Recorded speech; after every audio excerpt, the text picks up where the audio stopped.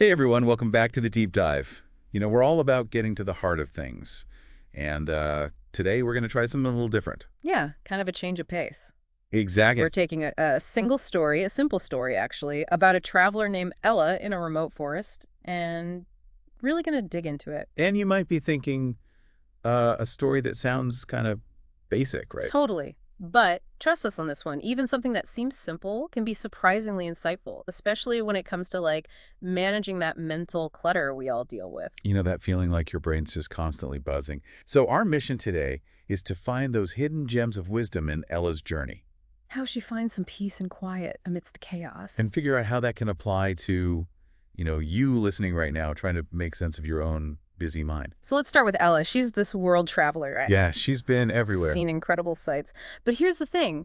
She still feels that inner turmoil, you know? Yeah, like that mental noise that never seems to go away. Right, exactly. Like no matter how much you experience or learn, it's always there. There's still that static in the background. Ugh, it's so frustrating. And then she stumbles upon this secluded lake. Oh, yeah. In the middle of this quiet forest. Super remote. And the story really emphasizes the stillness of this place. Like crystal clear water, peaceful air. You can almost feel her exhaustion. Yeah, like she's been searching for something. And she's craving something more than just another adventure. So this quiet spot, it feels different. It feels significant. Totally. And it's interesting to think about how that external peacefulness, the stillness of the lake, Yeah, it kind of mirrors what she needs internally. right. And maybe her weariness, being exhausted from all the traveling, Yeah, makes her more receptive. more open to the lake's tranquility. It's like a natural pause in her journey. Exactly. And then what does she do? She just She sits sits there in silence. observing. The trees, the water, the birds, No agenda, no forced effort. just being present. And I know it sounds almost too simple to be profound, but I think sometimes the simplest things are the most profound. yeah, there's real power in that simplicity. And the story shows how just shifting from actively engaging with her thoughts, Yeah, like trying to control them. to just passively observing her surroundings, it allows that internal noise to settle down. Like it naturally quiets down. And stillness becomes this key ingredient. And then there's this central idea that emerges. It's beautifully illustrated by the lake metaphor. Her thoughts are like reflections. Oh, I love that. If she fights them, tries to control them, it's like throwing a stone in the water. And everything gets agitated. Ripples everywhere. But when she accepts them, Lets them be. the surface calms down. It's such a powerful image for our own minds. Isn't it? And it really highlights how our thoughts are transient. They're not permanent. They come and go. Yeah, they arise.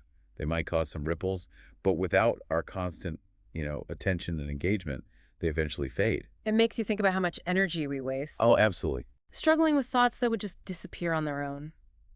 If we just let them. So it's not about stopping thoughts altogether. Right, because that seems pretty much impossible. Yeah, that's not going to happen. It's more about changing our relationship to them. Right, seeing them as just thoughts. Like those reflections on the lake. Yeah, they're not who we are. Exactly. Peace isn't the absence of thought, it's the acceptance of it. And if we kind of connect this back to, being well-informed, Yes. maybe the key isn't always seeking out more and more information, Right. but finding that calm space within. To process what we already have.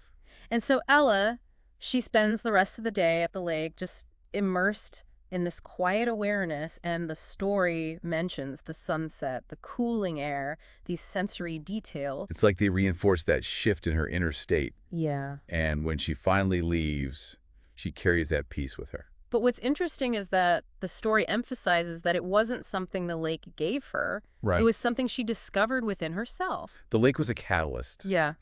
Yeah, like a mirror. But the true source of that peace was internal.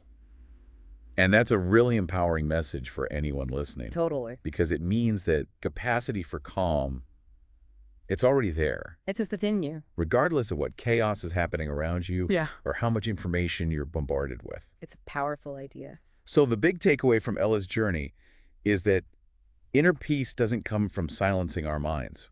It's not about having zero thoughts. It's about finding stillness. And accepting our thoughts. Even with the constant influx of information coming at us, maybe those moments of quiet observation, those are the most valuable. Yeah, maybe that's where the real clarity is. Which brings us to you listening right now. Yes. Think about your own pursuit of knowledge and understanding. All the information you're taking in. Could intentionally creating those small pockets of stillness, could that offer you the same sense of clarity and inner peace? It's a question worth pondering. How do you engage with that constant flow of information? And maybe a little bit of internal quiet. Maybe that's the most profound insight you can find. Thanks for joining us on this deep dive. See you next time.